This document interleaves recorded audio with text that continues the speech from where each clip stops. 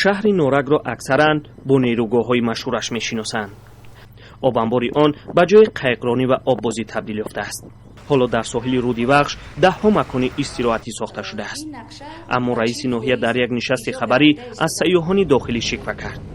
ӯ гуфт ки сайёҳони дохилӣ ба ҷои фоида ба шаҳр мушкил меоранд ва сабаби коҳиши ҷаҳонгардон мешаванд ва касе ҷавобгари ин ҳол низ нест. як бадбахтии дигар ин аст ки ҳамин истироҳатгоҳҳо аз даст ба даст додааст. соҳиби аслии истироҳатгоҳро хеле мушкил аст ёфтан.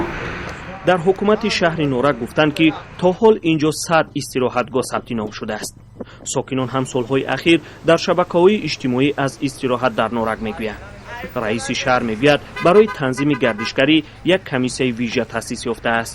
аз худи мақомотҳои ҳифзи ҳуқуқ оғоз карда то субъектҳои дахлдори шаҳр ки toe ки мана ба як низом даровардани фаъолияти худи истироҳатгоҳҳо.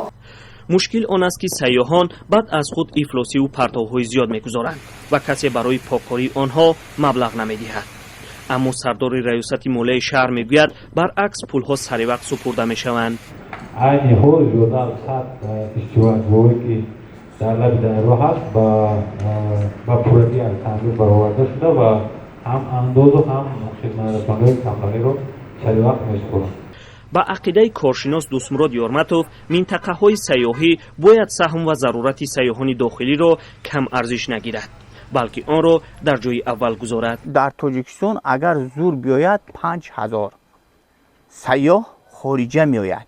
ҳама ӯ 5000 ба норак ё ки ба кӯлоб намеяд. ин буҷети маҳаллиро пур намекунад.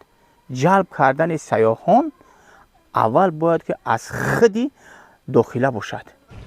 ин коршинос мегӯяд талоши танзим ё фишор ба қабули сайёҳони дохилӣ метавонад ба ҷайби соҳибкорон ва куллан ба буҷаи норак зарба занад. ба ҷои тафтишу танзим меафзояд ӯ бояд кӯмак кард ва шароити беҳтаре фароҳам овард ки ба афзоиши сайёҳони дохилӣ сабаб гардад. маҳмудҷон раҳматзода, озодӣ, шаҳри норак.